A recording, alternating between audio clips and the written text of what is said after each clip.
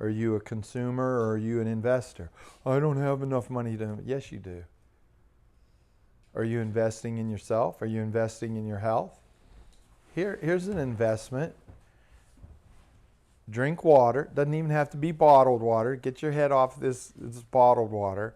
Your grandma, your grandpa, and your mother and your father all drank from a hose. Sorry. And they're healthier than you. Okay? I had somebody be like, you gotta, because I got on their case. I was like, where are you getting, I'm like, you just going into the storeroom and just taking waters? These are guys on my job. I'm like, if you didn't ask permission, you know what that is, right? You don't ask permission, you're stealing. Well, they're just there. It's just the ministries. It was donated, I'm like, yeah, but those are for, I can give those, I can take those up to the football team. I can, they're not for you to, Now, if you come and ask, there's a 99% likelihood that I'll say yeah. But he didn't like that explanation. So this smart young man is going to print out the Virginia Code of Employment, send it to me and tell me that I have to provide water on the job for these workers. And I said, yeah, you're absolutely right.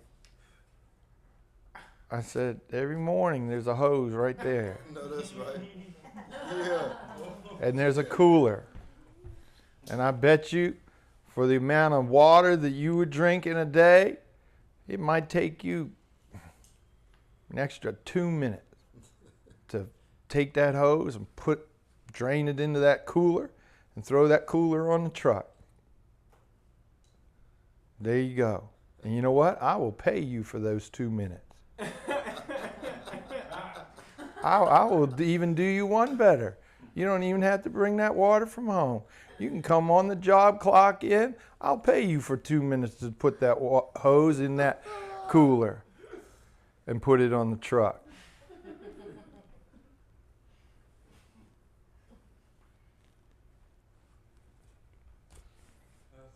You don't have to spend money on that. You know what I'm saying? We think we got to have this or we got to have that. I was investing in houses with no cell phone, no cable, no Happy Meals, no sodas.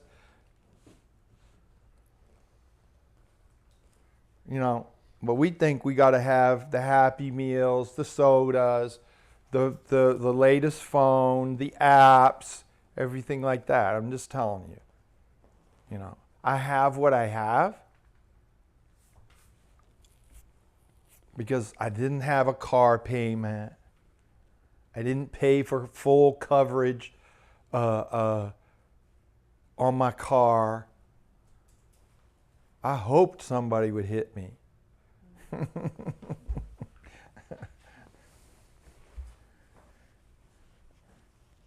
I drove disposable cars.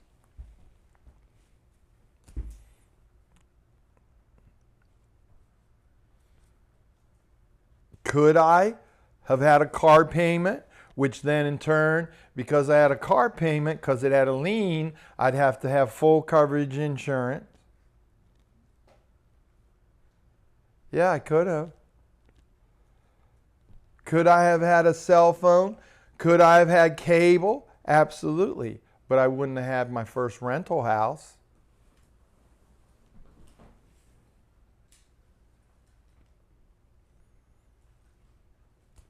I wouldn't have had any rental income. Why? Because I wouldn't have had the money to buy the rental house.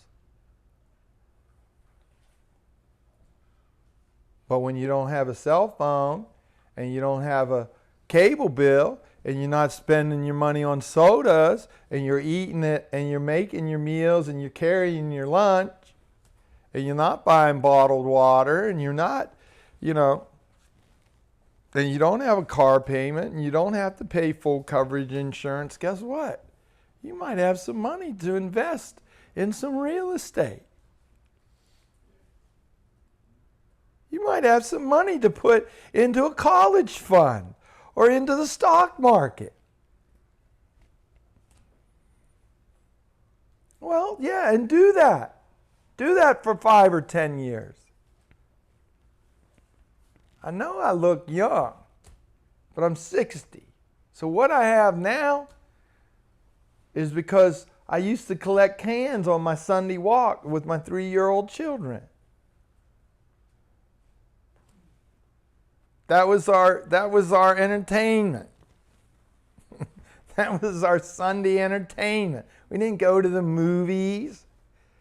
I didn't plop them down in front of Nickelodeon.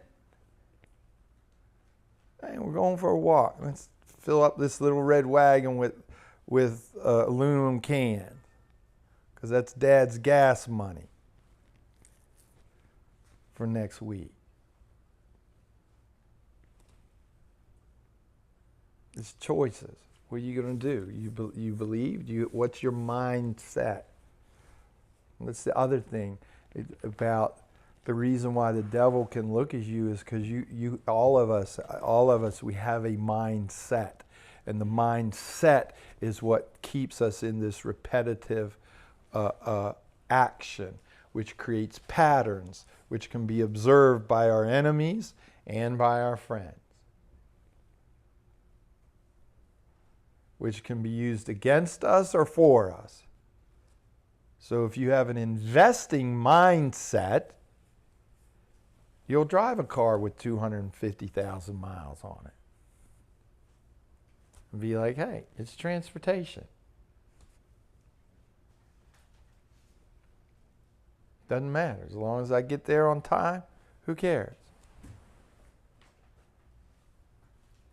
Even Daniel's passing me on his electric bike. I'm like, my God, I need to get a better car.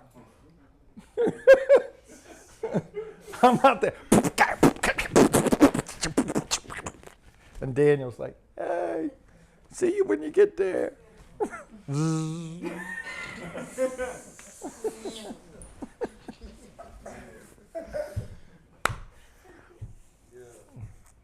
Take on, the battery's dead. This is broken, can't do that. Like, see ya. Daniel, see ya. See you when you get there.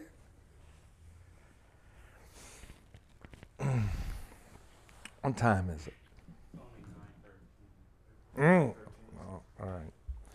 So, all this conversation came about because of the Antichrist question. Ooh. Now he's talking about buying real estate from an Antichrist question. This guy's a master at weaving. Now, Pastor, listening to you, do you think sometimes, though, that the Ten Commandments, the Bible, and even the name of Jesus, it could be standing right next to the devil when it comes to, like, what you're talking about, like the way those steroids are staring at us? Do you think of that? Because some people, like what you said about your water, people use God in their Antichrist too, like they do the devil. Oh, yeah. Like with the water. Well, in the Ten Commandments, it says you're supposed to help your neighbor. The Bible says to do this. Or I seen this on a YouTube video, and it goes with stupidness. Somebody breaking into a Wendy's and call 911, and they tell the 911 operator, I'm Jesus, and I am from heaven. What's your first name? Jesus. Last name, Christ. I came down from heaven, and I broke down to Wendy's because I can do whatever I want. Stuff like that. Yeah. Listen to what you're talking about. Listen, we might laugh, but we do that. We say we're a Christ follower, and then we do Antichrist things.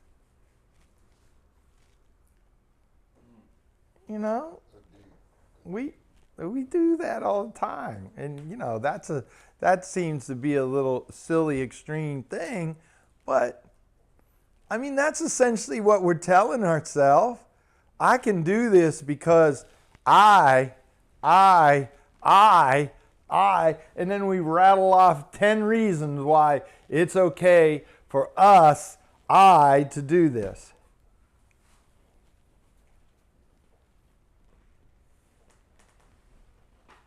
Told somebody the other day, if everything is okay, you don't have to explain. Why are you doing so much explaining? I'll know everything's okay when you can stop thinking about it, talking about it, and explaining things.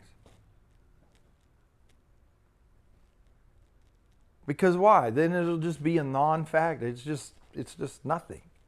Nothing is nothing. You don't have to explain nothing.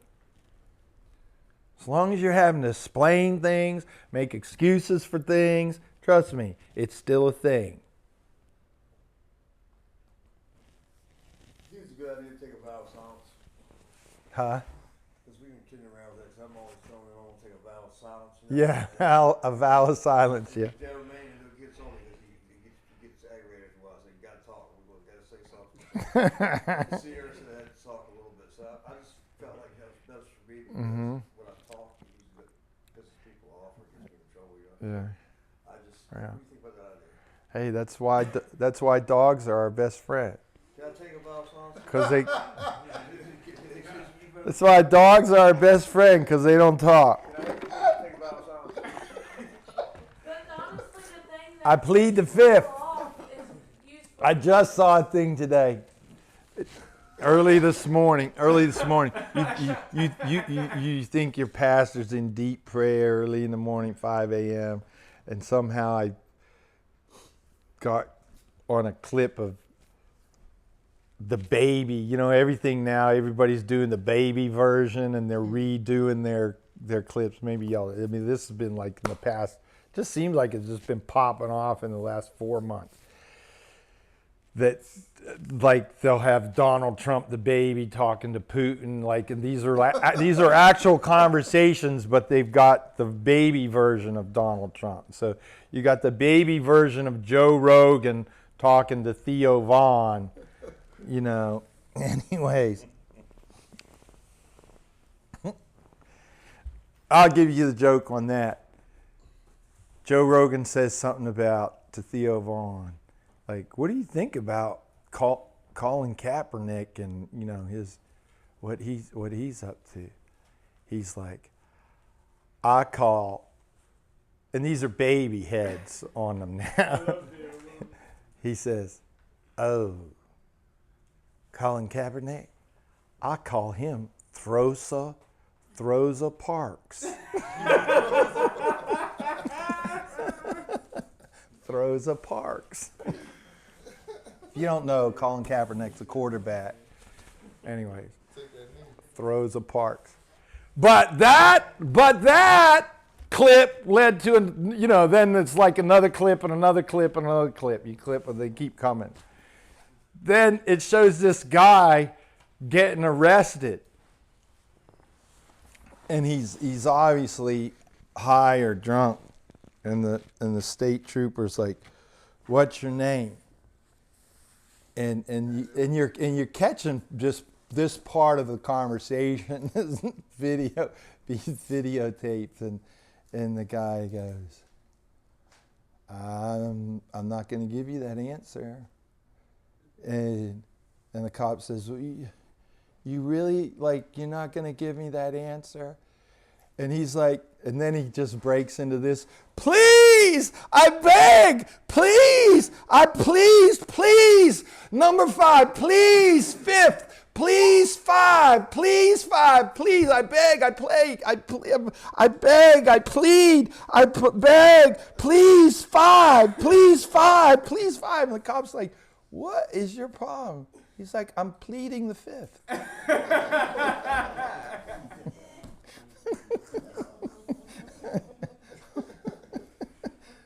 And the cop's like, I don't think, and you can hear the cop, I don't think that's what it means. This guy won't stop. Please, 5, please, 5, please, I beg, please.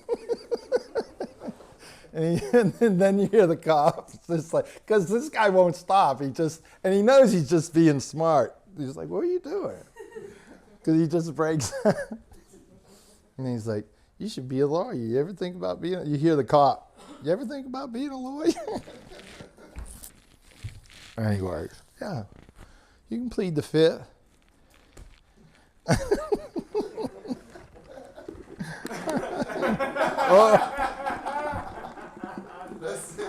Is that what that means? Talk to the hand? Is that where that came from? Huh?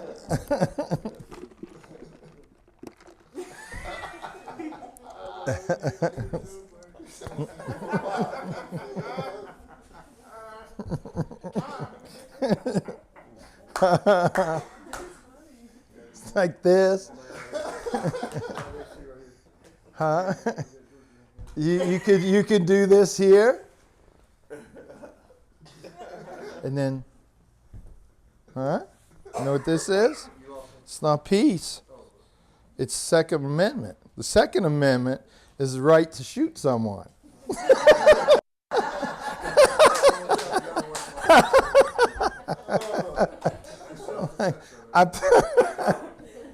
I plead the fifth, but don't push me. I have to break out the Second Amendment on you.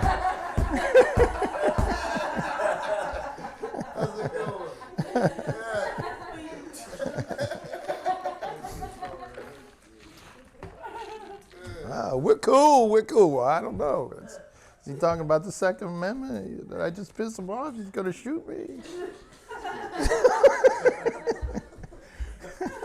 He's always shooting me the peace sign. We cool. No, he's going to creep up in your house one day and shoot you. Anyway. All right. Well, I gotta quit early today. Can't hold you late. So.